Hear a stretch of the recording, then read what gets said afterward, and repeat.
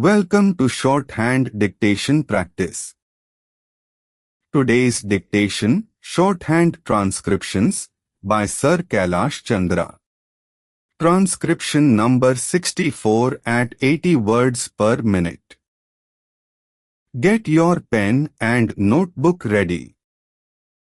We will start the transcription in 5 seconds. 5, 4, 3, 2, 1. Start. Transcription number 64. Mr. Deputy Speaker, Sir.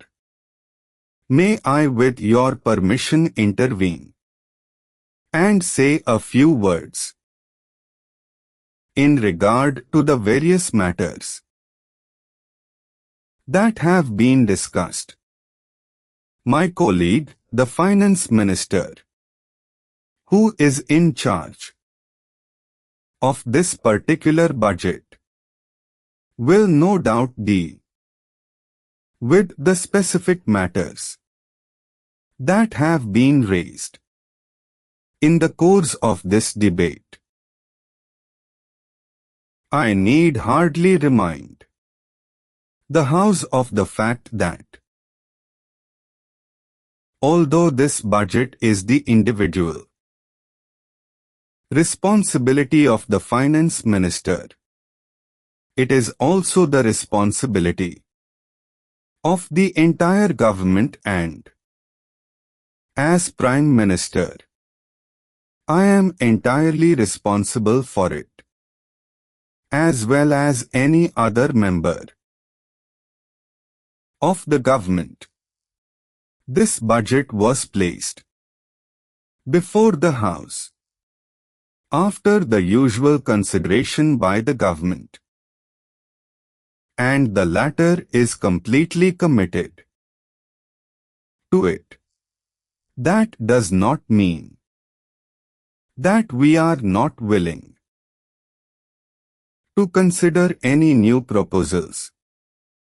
We certainly are, so long as the basic structure of the budget is not affected.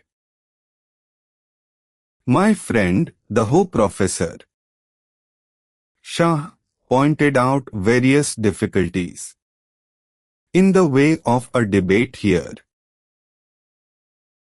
and in the way of consideration of the budget proposals.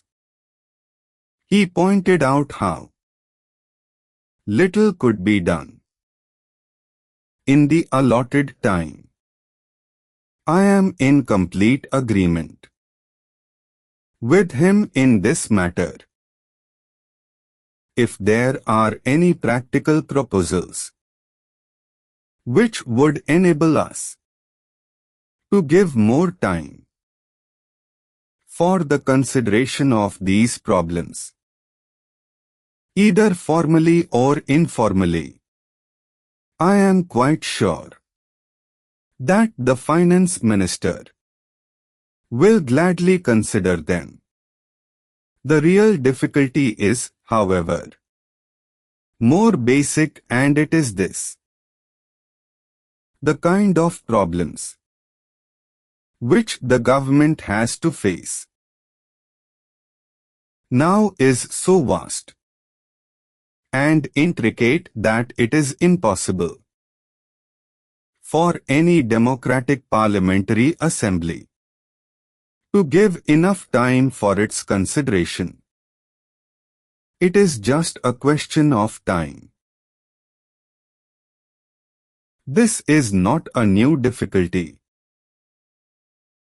I remember that long debates on this subject took place in a country like the United Kingdom, where they found that they could not get along with what is really the 19th century procedure in this 20th century of continuous crisis, social problems and international problems. So, even parliamentary procedure in the United Kingdom has gradually changed, and many matters are left more to the committees than to the House itself. Usually, a principle is decided by the House, and its working out is left to committees. The House cannot find time to consider everything. That is a difficulty inherent in the situation. If we can find a remedy for it, it will not only be good for us, but maybe we will be setting an example for other democratically inclined countries who are seeking such remedies, in spite of the fact that Parliament is in continuous session. It is not able to find time to consider in detail all the important matters that come up. We have, in fact, much less time because we are not in continuous session. I suppose our sessions will inevitably become longer and longer, so as to enable us to deal with more and more problems and have more and more discussions. Anyhow, I have stated what the difficulty is at present, though I am in sympathy with what Professor Shah said.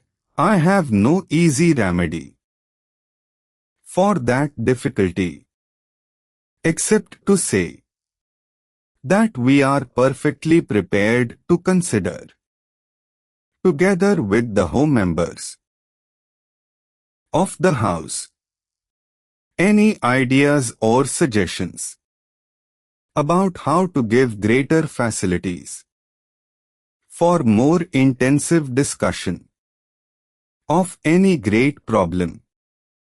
And home member referred to the budget speech as being directly or indirectly a survey of all manner of problems, domestic, international, economic, foreign, etc. The House can hardly expect the Finance Minister's budget speech to be a survey of all these tremendous problems, although they have, no doubt, some bearing on the budget. The world is becoming far too intricate and difficult for us to be able to keep the full picture in view always. As I listened to the home member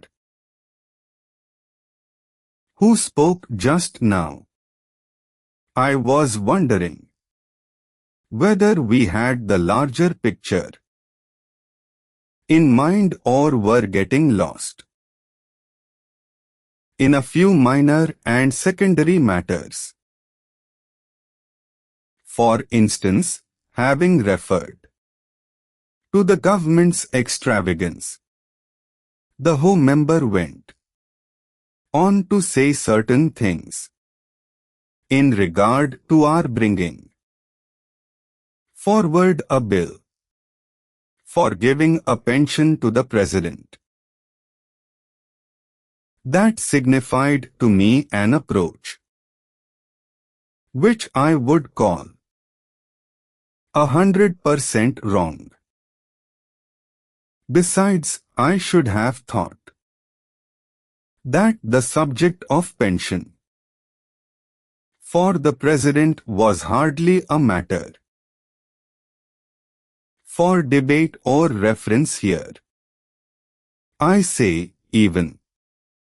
If this country is starving, even then you have to provide. For our president, the Home member perhaps prefers starvation. For the president and himself, I certainly will not stand in his way.